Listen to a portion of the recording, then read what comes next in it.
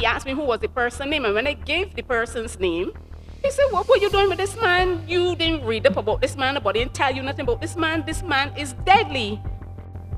When I saw him come in, I rolled up the window because in the front seat. My son was in the back seat. But I didn't get a chance to lock the door. So he pulled open the door, get in here, come on and get in here. So he grabbed me like here. And mind you, the getting there was on a bicycle. So I said, no, you threatened to kill me, and I ain't going nowhere with you then. That boy can't find my body. Whatever you want to do, if it's kill me, you want to kill me here. And I remember seeing him going into his pants waist. And I got the first gunshot in the middle of my head, close range. The second one I got just above my left temple. And the other two I got in my back when I got up to run into the deli part of the service station. Well, let me first say I'm a survivor of domestic violence and also an advocate for domestic violence victims, survivors. The relationship started like any other relationship. No issues, we dated, we hung out together, we visited places. So it was like any other relationship, not any conflict until I moved in with him. But prior to moving in, there was no conflict. I had three sons, two of which was living with me at the time, and he had a daughter. So there was 3 children in the making up that relationship, adding to that relationship. And we did fun things together, went to picnics, go to the beach, that kind of thing, and it wasn't like he abused my children. But all changed when I moved in with him. So after I moved in with him, maybe a little bit too soon now that I gone through all of this thing, 6 months after I know him, I moved in with him. And prior to that, I used to work at an amusement arcade in Bridgetown. So Saturday morning, we were doing our regular shopping at the supermarket, and I saw one of the patrons that used to patronize the arcade. So he said, wait, I ain't seen you for long, man. Can't give me a hug. So we hug and just exchanged pleasantries. And then that is when he said, wait, you got no respect for me. You see me here standing up and you hugging another man. I said, well, like, what's this about? You know, I say, you know where I used to work, and obviously it's just an exchange of pleasantries. He said, all right, you can see, all right. So we just continued shopping. We got home and he didn't bring it back up. But then like a couple of weeks after, can't remember what really happened, but we had an argument and he brought that up. So it went then from verbal abuse to he throwing stuff around the house. So they went from he throwing objects around the house to he throwing things at me, to then it became physical. And then after the physical came all the other abuse, sexual abuse. If I happened to go out, which wasn't very rare, when I come back home, he would body search me and stuff like that. Then it was the psychological abuse. Obviously, your things play on your mind and stuff like that, mental abuse, and then the verbal abuse as well. And that went on for a period of time, because we met in '99. But as I said, it didn't quite happen at the beginning. So then they went on for a while until one day, I remember we had this really big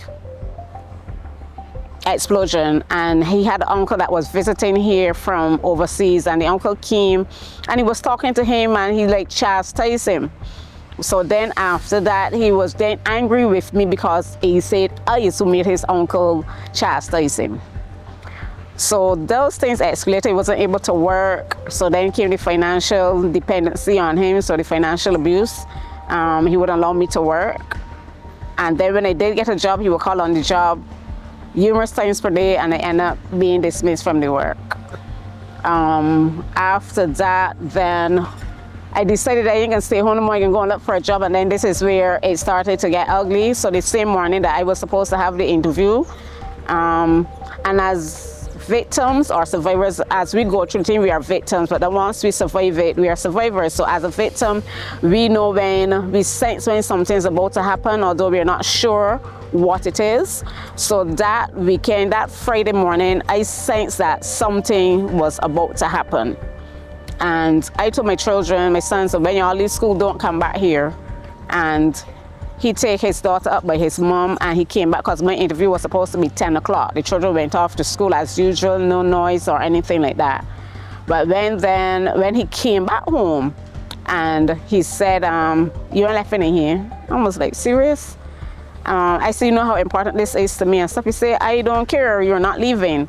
And that was a Friday, and I was held in the house until the Sunday when my girlfriend after hearing from me for a couple of days because it's her that I was supposed to go with to look for the work.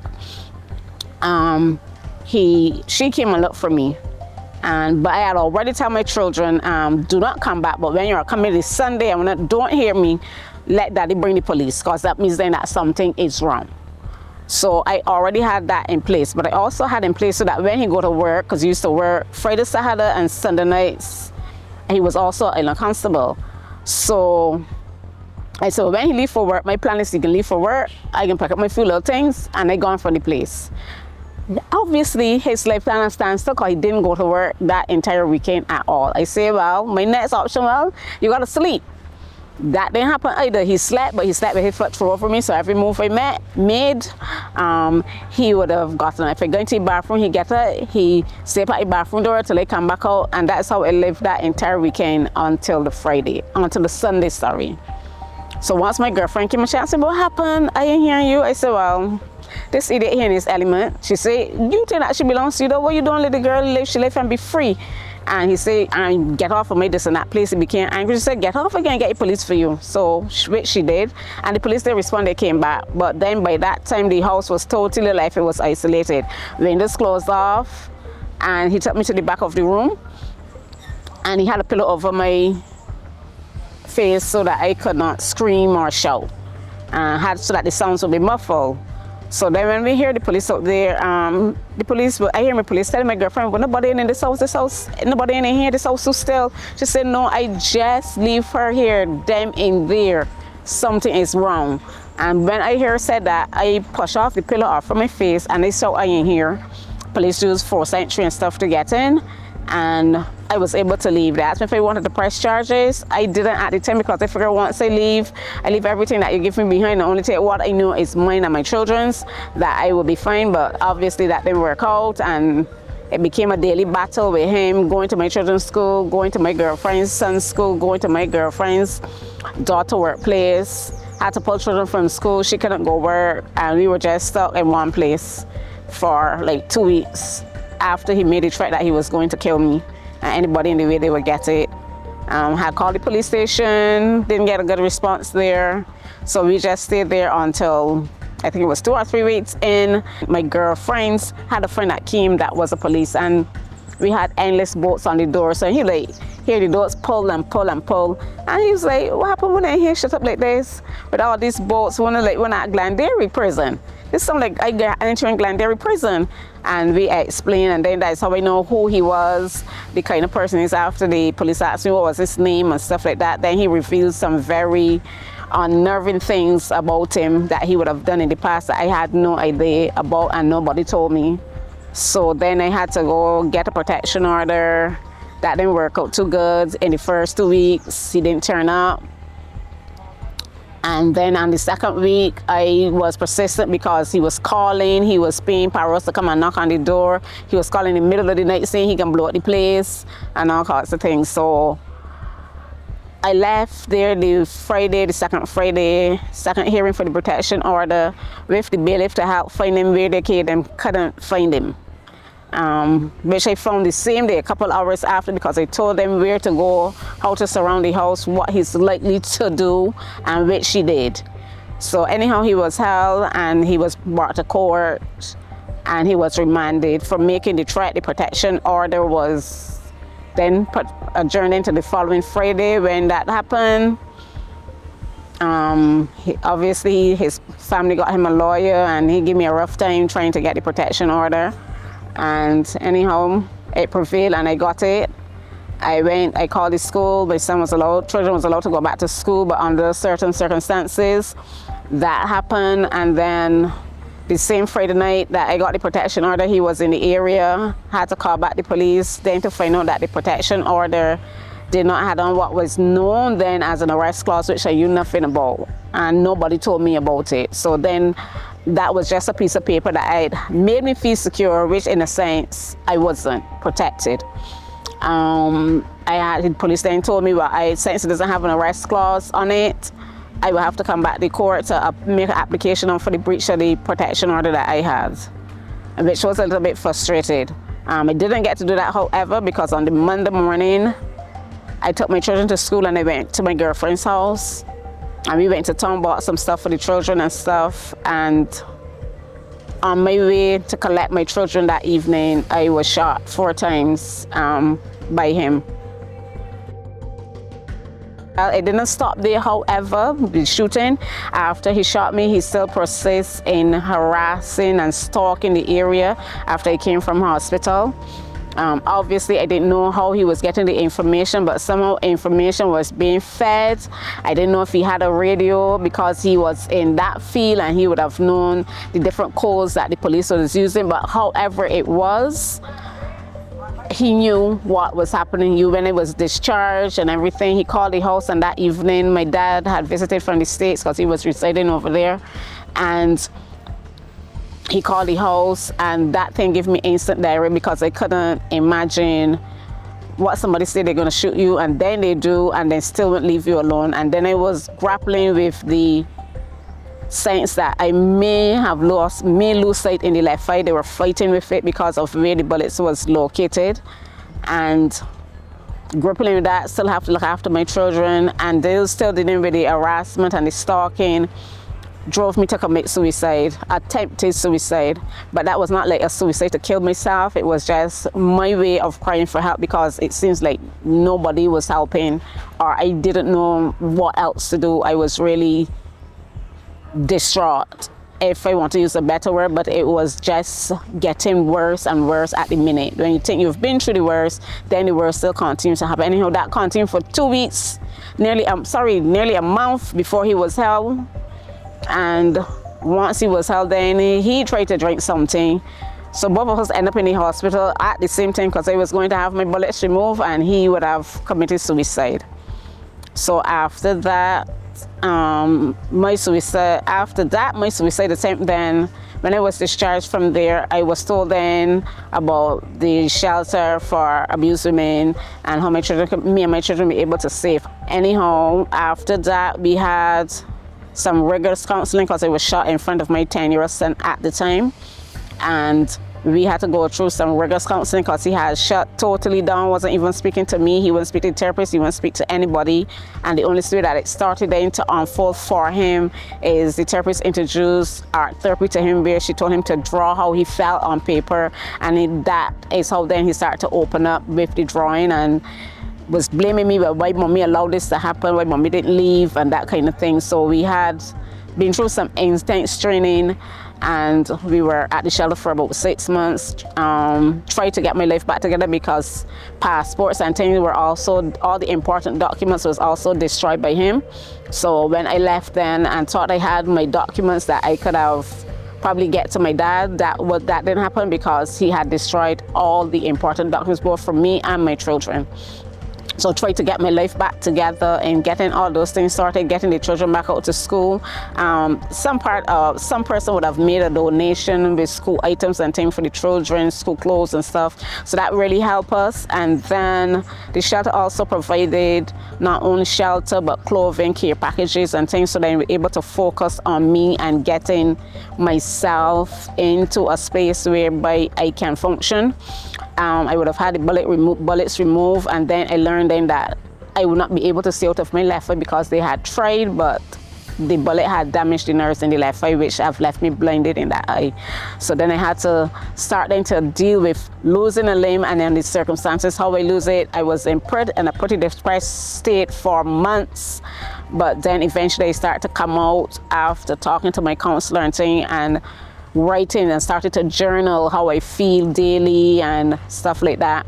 That helped me a lot in the journaling. And then as my therapy was about to end, my therapist said she was really impressed with me, and she gave me some options in what I can do to further help myself develop. And one of those options she gave me was to be an advocate, like to tell my story to other people so that some other woman, some other man wouldn't have to go through what I went through. So that is what I decided to do.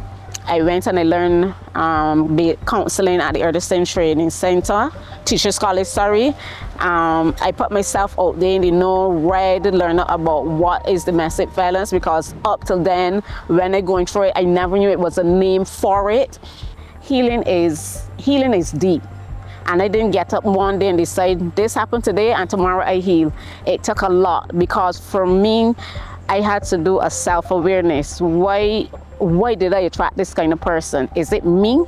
What is that I did not see other than the big, muscular, good-looking guy? What is behind that I did not see? And I started to do some self-awareness. And I also said, you know what, this is not me, I did nothing.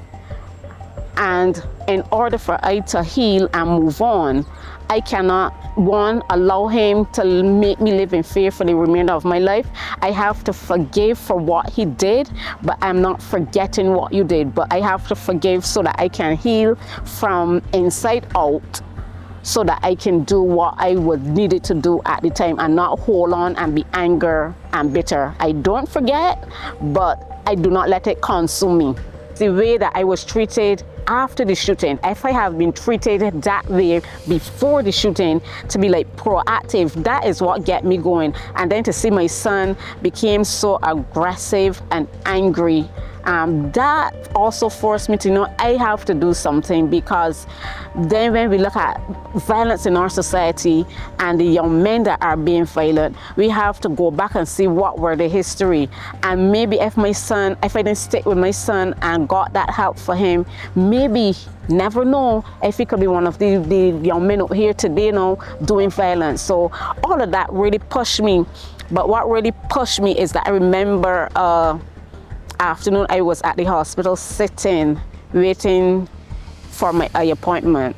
And obviously it was still fresh in the minds of people, and there were these two ladies behind me sitting, and they were having this whole discussion about me. What I must do the man, that he shoot me, I must rob me, I must give this, and oh, it was all sorts of things. And when they finished, I turned around and I said, well, this is the young lady that you are speaking so much of that you know nothing about. How is that? I said, if it was your daughter, would you really like to come and sit down and hear that? And you know, they hold out their hands in shame. And it is that we really have to educate John public, the society at large, that think that victims is, as the old people would say, we make up, we bed, we lie down in it. But we have no idea the amount of people that are impacted by our violence, the violence that is meted out to us. The money that God paid at the hospital, the instruments and things that God used. It affects everybody at the end of the day, because trauma affects more than one person. It affects a whole entire household and spill off into the community. Look how it spill off to my girlfriend and her family, that they couldn't go to school, they couldn't go to work. You understand? So we have to be able to understand that it's not just my problem, it's a societal problem.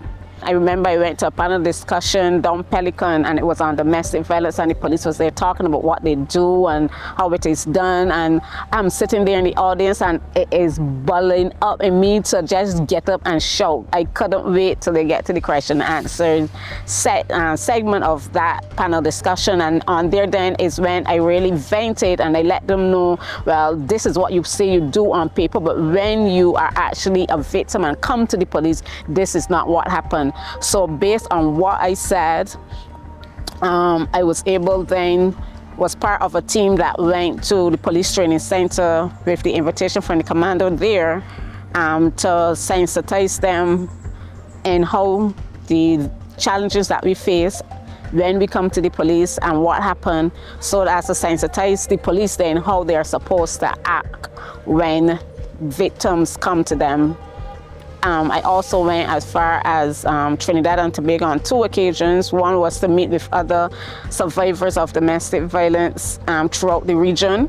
And out of that then, I was invited back then to sensitize the judiciary system in Trinidad about domestic violence and how we feel as victims and when they do not do what they're supposed to do. So then they started my charter to being an advocate and telling my story and sharing my story, not only to sensitize, but to show others that there is life after. Once you have survived, you don't have to drop in a shell and continue to be the victim. You can live a life of a survivor. So that I've been doing that for the last 25 years. So all of those factors is what really pushed me to, you know what, I have to be the voice for the ones that are silent, that maybe not as brave as I am, maybe not as literate as I am, to understand things. So that was my role, to walk alongside with them.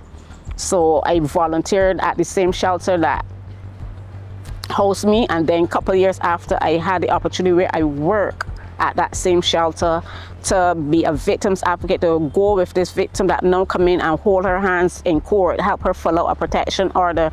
I was that voice, and that really is where I got my satisfaction from, most of all, to see that I can help some person, one person. If I help one person a year, that is one less person that has to go through what I went through without support.